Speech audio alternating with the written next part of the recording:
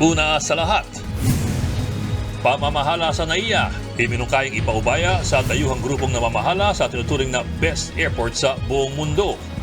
Suportado rin ng Senado ang hinihinging 1 bilyong pisong pondo para sa pagsasaayos ng NAIA. Yun nga lang, masyado naman daw malaki yan ayon sa ilang kongresista. Ang buong detalye, abangan maya-maya lamang.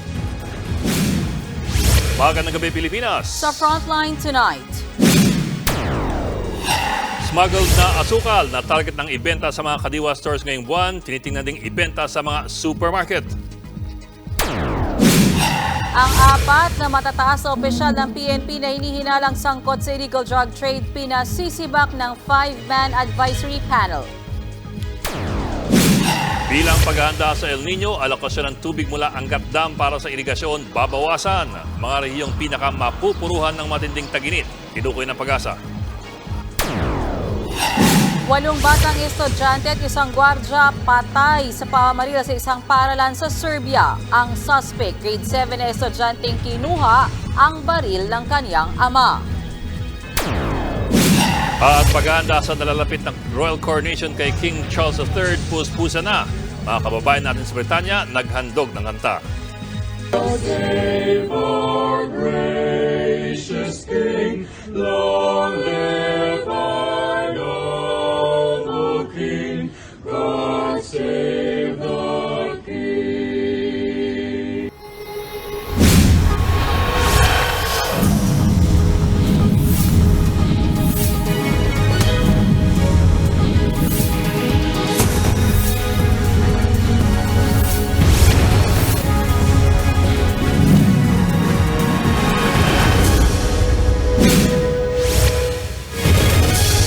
Ang inyo pong nakikita ay ang live na kuha mula sa Pentagon sa Amerika kung saan makikipagpulong si Pangulong Bongbong Marcos sa defense officials ng US. Mismong si Defense Secretary Lloyd Austin ang tumanggap kay Pangulong Marcos. Nauna nang sinabi ng US Embassy na sa pulong sa Pentagon ilalatag ang unang bilateral defense guidelines sa pagitan ng Pilipinas at ng Amerika. Ihatid namin po ang iba pang detalye niyan maya-maya lamang. Nasa 4,000 metric tons ng smuggled na asukal ang aprobado ng ibenta sa mga kadiwa stores ng Department of Agriculture. Ayon po sa Sugar Regulatory Administration, nasa 70 pesos per kilo raw ang magiging presyuhan nito. We're very hopeful po na siguro hopefully by mga mid-May or before May ends po, tapos na lahat na legalities na in-hurdle natin. And yung logistics side po, yun yung inaayos namin in the past few days. Sa ngayon ay minamadali na ang deployment ng smuggled sugar sa merkado. Bukod sa mga kadiwa store, posible rin daw magbenta rin ng puslit na asukal sa mga supermarkets. Nasa frontline na balitang yan si Shaila Francisco. Abot kayang murang asukal. Yan daw ang pakay ng Sugar Regulatory Administration. Ngayong malapit na nilang ibenta sa mga kadiwa stores ang sako-sako ng mga nakumpiskang smuggled na asukal. Pero bukod sa kadiwa, plano rin nilang ibenta ito sa mga supermarket para mas maraming Pinoy ang makinabang. We're actually finalizing po kung paano natin gawin to. Kasi this sprouted out when the big supermarket chains signified po na they want to volunteer a space. Libre po ito. Magbibigay sila ng shelf space na talagang maging kadiwa outlet siya. Naging posible na ang pagbebenta ng smuggled na asukal matapos amyenda ng SRA ang kanilang Memorandum Circular para payagang madonate ito sa Department of Agriculture. Bago kasi ito, pwede lang sirain o ipasubasta mga smuggled na asukal na nakumpiska ng BOC. Ayon sa memorandum, paraan ito para maging stable ang presyo ng asukal sa merkado. Nasa 4,000 metriko tonelada ng asukal ang target na unang ilabas sa mga kadiwa stores at supermarkets. At kada kilo nito, ibebenta sa halagang 70 pesos per kilo. Sa ngayon kasi, may isang supermarket na 136 per kilo ang benta sa isang brand. Karamihan, 86 hanggang 110 pesos kada kilo pa rin. Ipinagtataka yan ng SRA, lalo't mas mataas ang supply kumpara nung nakaraang taon. If you look at it, nung February po, yung farm gate price natin bumaba to 60 pesos sa brown sugar pro. So sa ngayon, it stayed at 60 until sa ngayon, patapos na tayo ng ani, nasa 60 pa rin siya. So yung problema natin po, yung spread from the farm gate price to the retail price is lumalaki ng lumalaki. So yung hakbang po natin, we will try to release as much as we can of the imported sugar.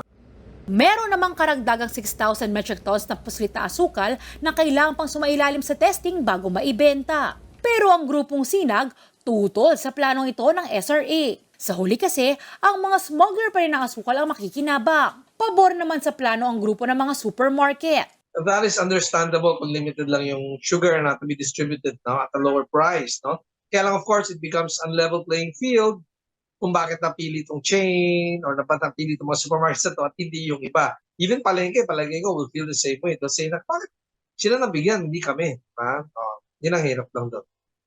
They have to be very decisive as to who to give and why. They just have to justify clearly why dito binagsak or dito sa ilang outlets ang binagsak ng asukal. And without saying na pinaboran. Sa ngayon, nasa 181,000 metric tons ng imported na asukal ang dumating sa bansa. 116,350 metric tons dito ang kasalukuyang binibenta na sa merkado. Nagbabalita mula sa Frontline, Shaila Francisco, News 5. Day 3 ng official visit ni Pangulong Bongbong Marcos sa Amerika. Nakipagpulong siya kina US Vice President Kamala Harris at iba pang mga matataas na opisyal ng Estados Unidos. Kabilang sa mga pinag-usapan ng ibibigay na military assets ng Amerika para sa Pilipinas. Nasa frontline ng balitang yan si Maricel Halili. Magkakasamang naghapunan sa Blair House sa Washington, D.C. sina Pangulong Bongbong Marcos, U.S. Secretary of State Anthony Blinken at U.S. Defense Secretary Lloyd Austin. Dito, binigyang diin ni Blinken ang pagpapalakas ng alyansa ng Pilipinas at ng Amerika para mas mabilis makatugon sa anumang kalamidad. Katunayan, base sa fact sheet na inilabas ng White House, sinisimulan na ng Amerika ang pagbibigay ng ilang military assets sa Armed Forces of the Philippines. Kabilang dyan ang tig-2 Island-class patrol vessel at Protector-class patrol vessel at 3 C-130H aircraft. Bukod dyan, may parating na ring 2 Cyclone-class coastal patrol vessels na nauna nang ibinigay ng Amerika sa Pilipinas nitong Abril. Gagamitin ito para makatulong sa pagpapaigting ng maritime at tactical capabilities ng Pilipinas. Bahagi yan ng suporta ng Amerika sa modernization program ng AFP at ng Mutual Defense Treaty ng dalawang bansa. Nakipagkita din si Pangulong Marcos kay US Vice President Kamala Harris. Binisita ni PBBM at First Lady Liza Araneta Marcos si Vice President Harris at Second Gentleman Douglas Ermhoff sa kanilang official residence sa Washington, D.C. Iginiit ni Harris ang malinaw na posisyon ng Amerika sa issue ng South China Sea. The work that our countries are doing together as it relates to the South China Sea, as it relates to what we must do in terms of continuing to work together through our Coast Guard. Mr. President, how concerned are you? Pinagbigyan din ni Pangulong Marcos ang ilang tanong ng media. How concerned are you with the continued provocation from China? As concerned as you could possibly be. It is one of the major issues that we have to face back home. Well, cooperation with the United States certainly is just something that we are building upon that has been going on for many decades. And we just keep going. So much more robust. Pagkatapos niyan, nagsalo-salo sina Marcos at Harris bilang simbolo ng pagkakaibigan ng Pilipinas at ng Amerika. Napag-usapan daw ng dalawang leader ang mga dagdag na EDCA sites sa Pilipinas at ang pagpapalakas ng US-Philippine Maritime Cooperation. Gayon din ang mga issue sa rule of law, karapatang pantao, labor rights, freedom of expression at press freedom. Sa huli, ipinakilala rin ni Harris kina Pangulong Marcos ang kanyang Pinay na enlisted aide na si CS1 Cleofe Critesio. Mahigit 100 Chinese militia vessel ang nanatiling nakaangkla sa loob ng West Philippine Sea. Ayon kay Philippine Coast Guard spokesperson Commodore J. Tariela, namataan ang mga nasabing barko malapit sa Julian Felipe Reef. 2 Chinese Coast Guard vessel din ang nakitang nagpapatrolya sa bahagi ng Ayungin Shoal. Tiniyak naman ng PCG na hindi sila magpapatinag sa pagpapatrolya sa ating teritoryo. Pinalagan din ng PCG ang paninisi sa kanila ng China sa muntikang banggaan noong April 23. think it's also wrong to say that we provoke them. As you can see from the videos that we publicize. Ang commanding officer ng barko natin doon, ang 4402 at 4403, ay nagkaroon naman ng sumusunod sila sa alituntunin at sa regulasyon ng collision prevention. Isa po sa mga gustong gawin ng Marcos administration ay ang renegotiation o review ng Mutual Defense Treaty o yung MDT. Ito po ang tratadong pinirmahan noong 1951, kasagsagan po ng Cold War, kung saan nangako ang Pilipinas at ang Amerika na magtutulungan ito kung ang isa sa kanila ay inatake. Ito po ang nakasulat sa MDT. Sa Article 4 ng MDT, ang armadong pag-atake sa mga puwersa ng US o Pilipinas sa Pacific Area ay sabay haharapin ng dalawang bansa in accordance with constitutional processes. Ano po ang definisyon ng armed attack? Ito'y anumang pag-atake sa alinmang teritoryo ng dalawang bansa, maging metropolitan area or island territory. At ang anumang pag-atake rin sa mga armed forces nito o mga public vessels or aircraft. Ibig pong sabihin ng public vessels, mga barko o eroplano ng gobyerno. Ang tanong, ano ang problema dito? At ano pa ba ang kailangang klaruhin? Ang gusto po kasi ng ilan, mas klaro at partikular na pagsusulat ng tratadong ito. Ang nangyayari kasi ngayon, nakadepende ang implementasyon ng NDT sa anumang interpretasyon ng nakaupong administrasyon. Halimbawa po, noong panahon ni US President Barack Obama, nagkakainitan noon ang Pilipinas at ang China sa West Philippine Sea. Nang dumalaw si Obama sa Pilipinas noong April 2014, diretsahan po siyang tinanong kung sasaklolo ba ang US sa Pilipinas kung aatakin ng China ang pwersa natin sa West Philippine Sea. Magagamit pa nito ang Mutual Defense Treaty. Sa huli, iniwasan ni Obama ang tanong. Hindi raw gawain ng US na magpadala ng bapor para takutin ang ibang bansa. Dagdag pa ni Obama, walang posisyon ang US pagdating sa away ng mga bansa sa teritoryo or territorial disputes. Mukhang ang posisyon ng kanyang administrasyon, dedepensa lamang ang Amerika sa teritoryong kinikilala ng buong mundo na pag-aari ng Pilipinas. Pero kung pinagtatalunan pa raw ito, mukhang hindi ito kasama.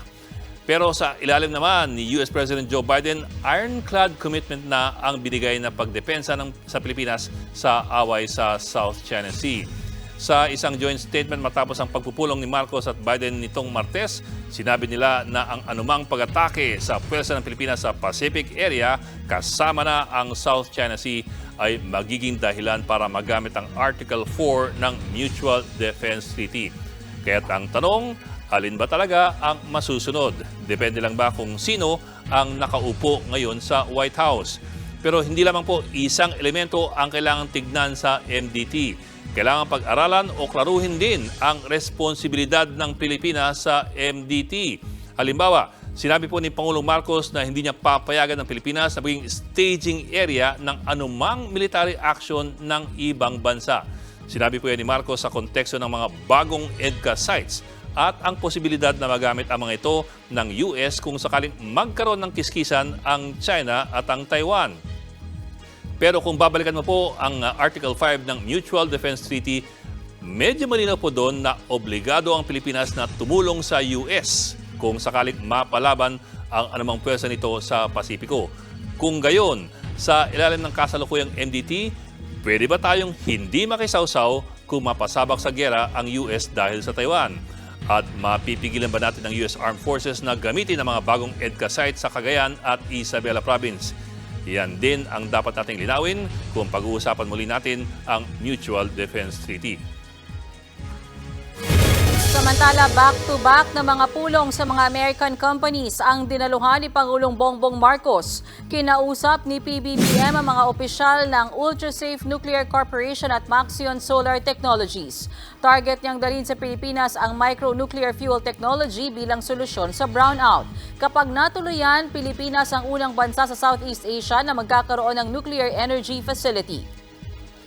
Kasunod naman niya, nakipagpulong si Pangulong Marcos sa mga American employer na pag-usapan doon ang posibilidad na mag-hire sila ng 75,000 na Pinoy seafarer sa susunod na 3 taon. When you say that the ladies and gentlemen that we have here today represent 200,000, They are not. You do not represent 200,000. You do not 200,000 employees. You represent 200,000 families, and you represent 200,000 communities in the Philippines. Isa pang meeting ang dinaluhan ni Pangulong Marcos kasama mga executive ng COVID-19 vaccine maker na Moderna. Inanunsyo riyan ang planong pagtatayo sa Pilipinas ng Enterprise Solutions Hub at Commercial Operations. Lilikha ito ng hanggang 50,000 trabaho. Bakbakan at talamak na nakawan, yan pong tinakasan ng mga Pilipinong lumikas mula sa Sudan. Pero sa kabila ng gulo roon, marami pa rin mga overseas workers ang piniling manatili at makipagsapalaran, wag lamang mawalan ng trabaho. Nasa frontline na balitang yan, Camilo Samonte.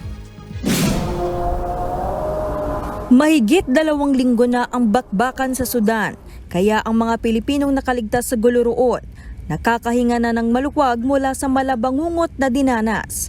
Kwento ng estudyanteng sina Hanip at Norhat, hindi nila akalaing sa pakikipagsapalaran nila sa Sudan ay maiipit sila sa gyera. 6 hours nakadapa lang kami, parang ulan yung bala nila. Lahat ng mga buildings ay sinunog ng mga tao at yung mga bus, yung mga sasakyan ay nakaharang po sa mga daan. At marami pong pagnanakaw. Hindi lang po yung mga sundalo at bala at bomba yung kinatatakutan namin, sir, pati na rin po yung mga magnanakaw. Kaya kasama ang iba pang estudyante, gumawa sila ng paraan para makaalis sa Khartoum.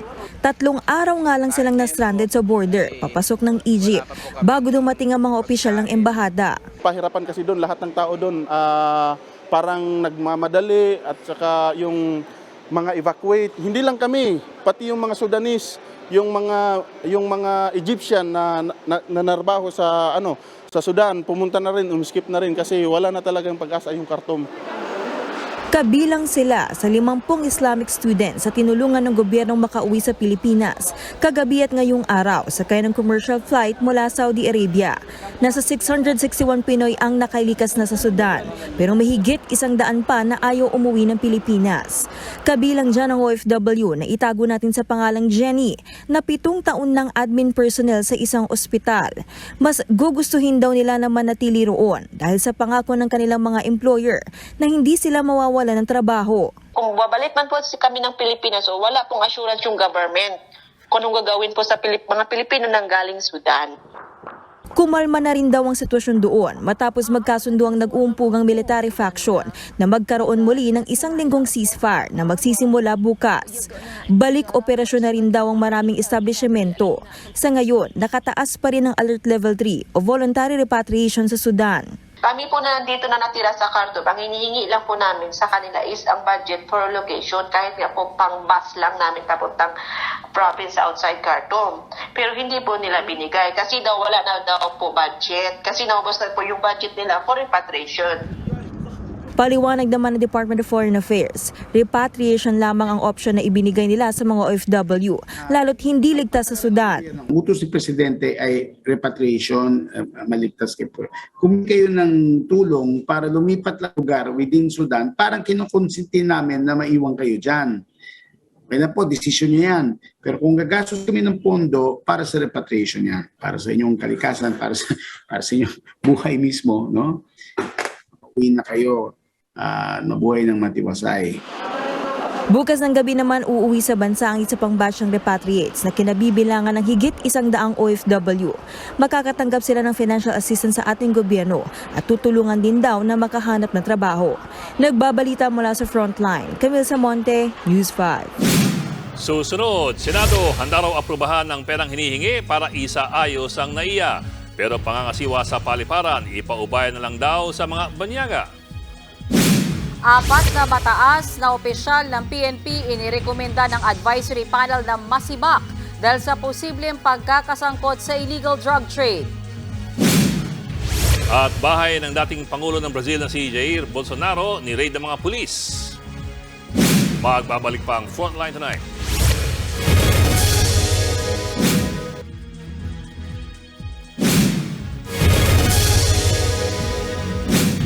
Handa raw ang Senado na dagdagan ng pondo ng Manila International Airport Authority para matuldukan na ang mga aberyang nararanasan sa NAIA at iba pang mga paliparan sa bansa. Sa gitna niyan, lumutang naman ang mungkaing hayaan ng mga banyaga na pangasiwaan ng NAIA.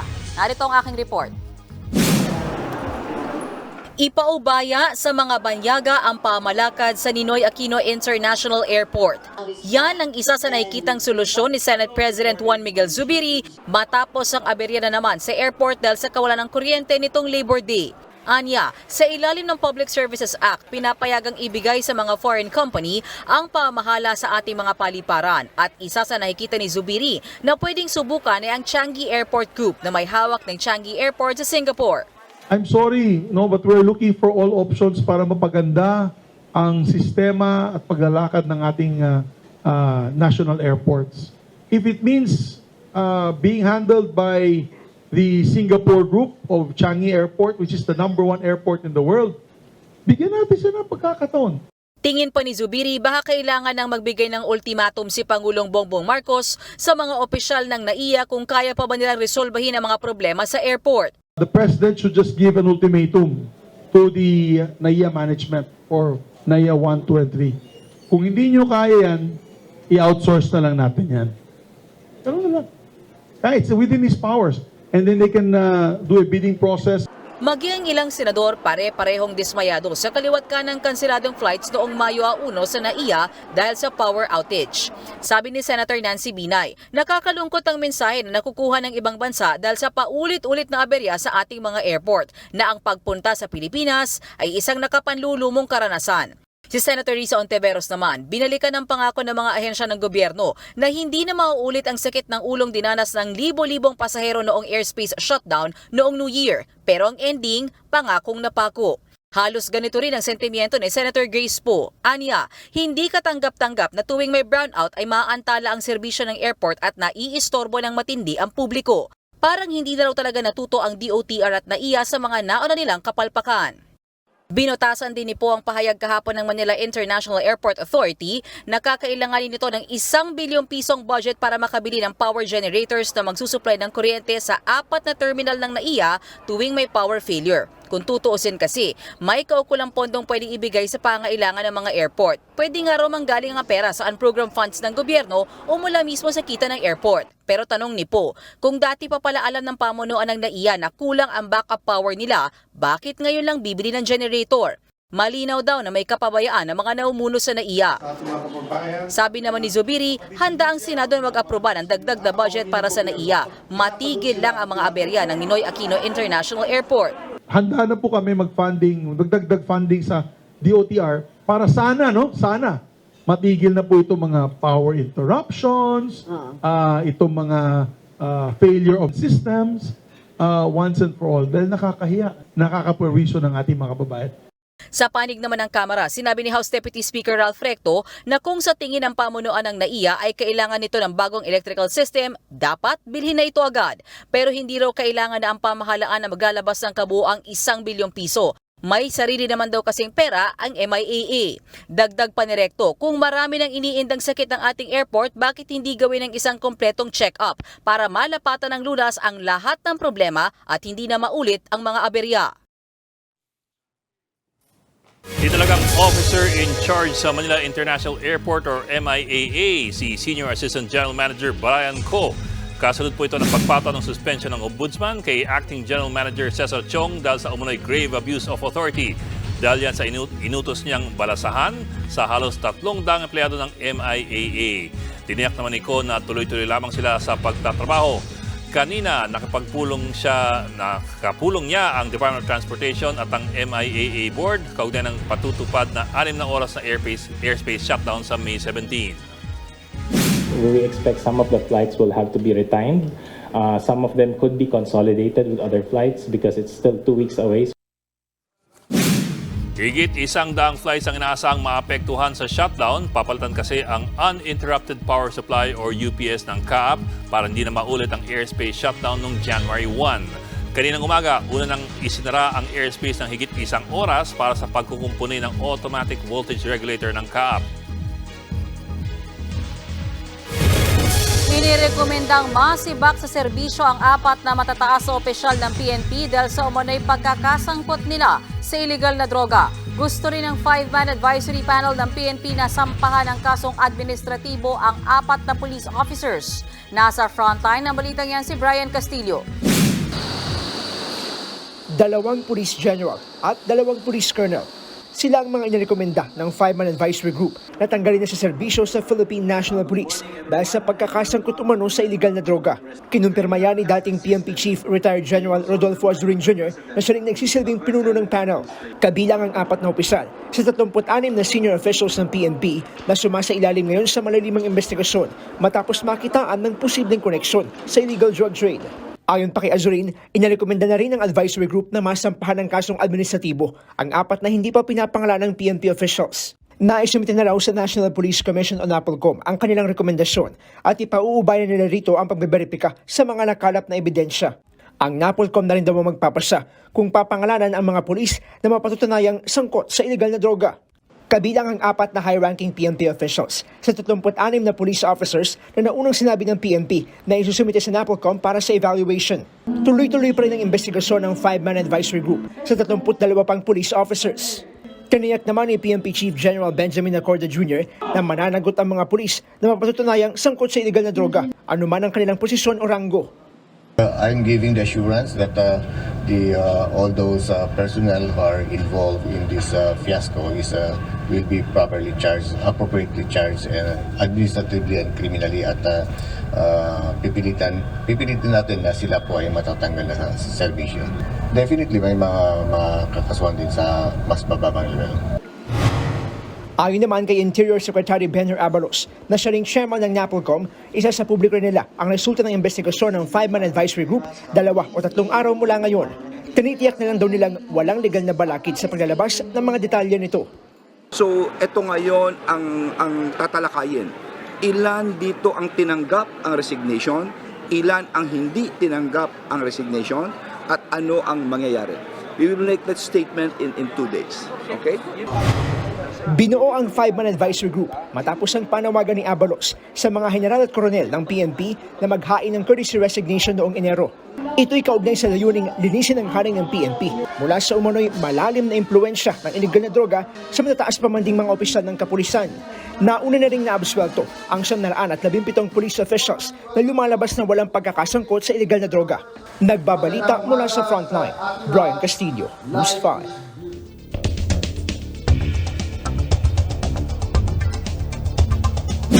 Sa Frontline News Abroad, sinubukan daw patayin ng Ukraine si Russian President Vladimir Putin.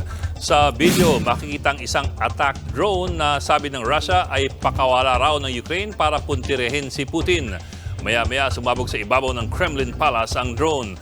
Tinanggi naman ng isang senior presidential official ng Ukraine na sa kanila galing ang attack drone.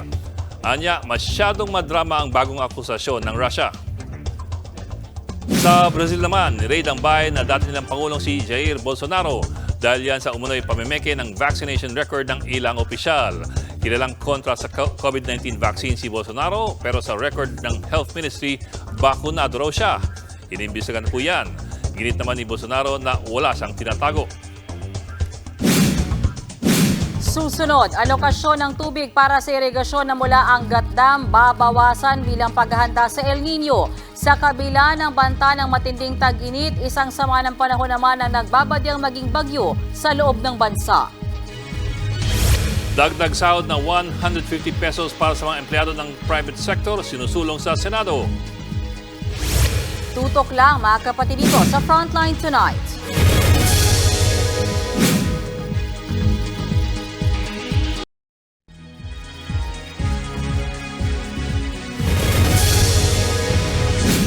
Nananawagan Senate President Vic Zubiri na suportahan ang kanyang panukalang dagdag na 150 pesos sa sahod sa mga empleyado sa private sector o dagdag na 150. Gate ng senador, patuloy na aalis ang mga Pinoy sa bansa kung hindi tataasan ang kanilang sahod. Narito ang aking report. Posible nang maipasa sa Senado bago ang kanilang break sa Hunyo ang panukalang wage hike o taas pa sahod sa mga empleyado ng private companies. Ayon yan sa mismong nagsusulong ng panukala na si Senate President Mig Zubiri. Sa ilalim ng panukala, isinusulong na magkaroon ng dagdag na 150 pesos sa taas sahod sa lahat ng rehiyon sa bansa. Sa adjust pa ng Mayo, magsisimula ang pagdinig sa panukala. Pero ngayon pa lang ay may ilang senador nang nagpahayag ng suporta rito. Kaya naman panawagan ni Zubiri sa pribadong sektor, hindi naman po kayo magiging pulubi. Mananatili po kayo maging bilyonaryo at milyonaryo. Ang sinasabi ko naman po, bigyan natin ng pag-asa ang ating mga manggagawa na magkaroon ng disenteng buhay dito sa ating bansa. Sa pag-aaral daw ni Zubiri, kung magdadagdag ng 150 pesos sa sweldo kada araw ng isang manggagawa, nangangahulugan ito ng dagdag na 3,300 pesos per month. Pero paglilinaw ni Zubiri, bukas naman daw siya na gawin itong graduated wage hike para sa mas maliliit na kumpanya gaya ng mga MSME. Naiintindihan din naman daw nilang baka hindi kayanin ng ilang maliit na kumpanya ang wage hike.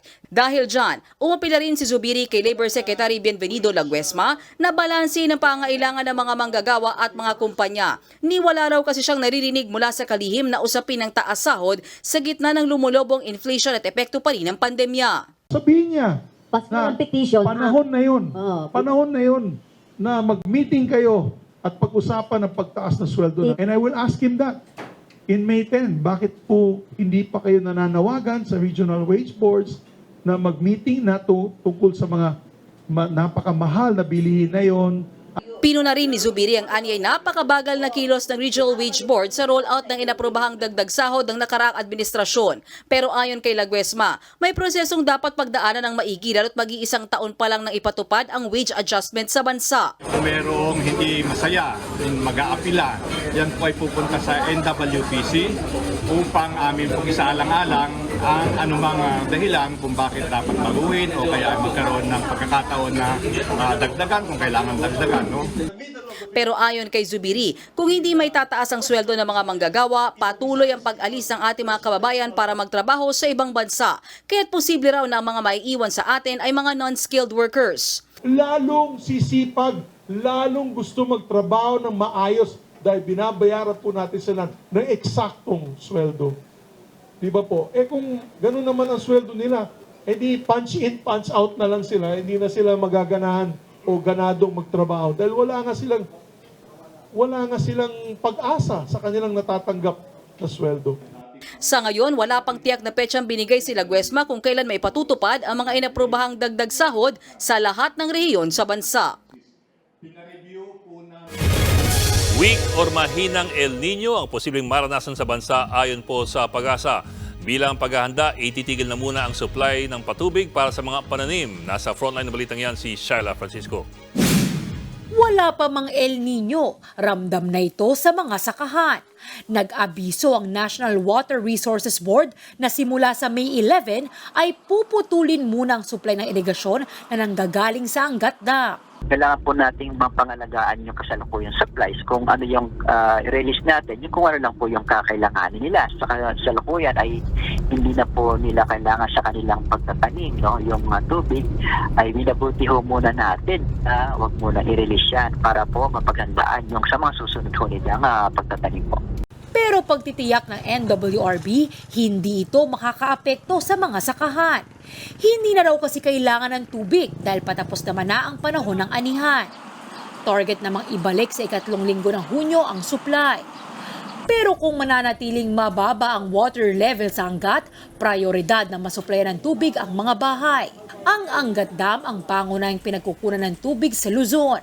Mula sa higit 195 meters nitong Lunes, bumaba ito sa 194.68 meters ngayong araw. Malayo ito sa 212 meters na normal high water level ng Angat at hindi na nalalayo sa 180 meters sa critical level. Nakaamba pa yang bumaba pagtungtong ng El Nino. Ayon naman sa Pag-asa, 87% ang posibilidad na weak o mahinang El Nino lang ang maranasan natin. Hindi pa naman daw ito yung tinatawag na strong El Nino. Kung sa ilang bahagi ng bansa, matinding tagtuyot ang mararanasan, meron naman daw mga lugar ang uulanin ng malakas sa pagpasok ng habagat. Kabilang na riyan ang Metro Manila. Cordillera Administrative Region, Cagayan Valley, Central Luzon, Calabarzon, Mimaropa at Bicol Region. Sabi nga po natin, isa ding epekto ng El Nino is medyo mas maraming ulan or above normal rainfall conditions. Yan po yung forecast natin na starting June, July ay near to above normal rainfall conditions po. Pagpasok naman ng Agosto, Setyembre at Oktubre, tagtuyot sa Central Visayas, Western Visayas, Zamboanga, Caraga, Dinagat Island at Borm. Ang ilang agriculture groups at maging Department of Agriculture nangangamba tuloy. Definitely, this is major rice, no? Major crops producing not only for rice. Pero ito naman po is ang sinasabi nga natin, titingnan din natin sa buwan.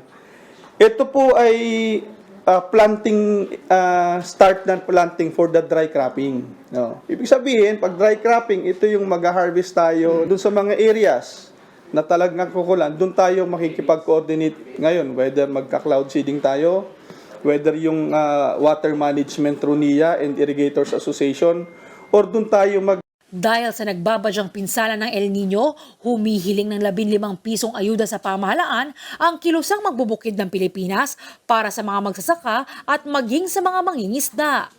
Ayon sa grupo, malaking tulong ang subsidiya para sa buto, punla at iba pang gastusin sa produksyon. Pinag-aaralan na raw ito ng DA. Iginiit din ng ahensya na meron na silang mga kasalukuyang programa na tumutulong sa mga magsasaka. Nagbabalita mula sa Frontline, Shaila Francisco, News 5. Mga kapatid, posibleng maging bagyo sa Biyernes ang low-pressure area sa loob ng Philippine Area of Responsibility. Ulitong namataan sa bahagi ng Tanjay City sa Negros Oriental. Kung maging bagyo, tatawagin po itong Betty, ang ikalawang bagyo ngayong taon. Nakaapekto rin sa bansa ang Intertropical Convergence Zone o pagsasalubong ng hangin mula sa Northern at Southern Hemispheres. Ang LPA at ITZZ ang nagdudulot ng pagulan sa Mimaropa, Bicol Region, Visayas at sa Mindanao. Dahil po dyan, bumaha sa Mabuhay Road sa General Santos City. Kita sa video na ito na pinagtulungan ng ilang lalaki na huwag matangay ng agos ang isang e-tricycle. Bumaha rin sa Lebac patungong Cotabato Road, kaya ang ilang motorista at pasahero na palusong sa hanggang binti na baha. Tuloy-tuloy lang ang ating balitaan. Wala pong BBTO, magbabalik pa ang Frontline tonight.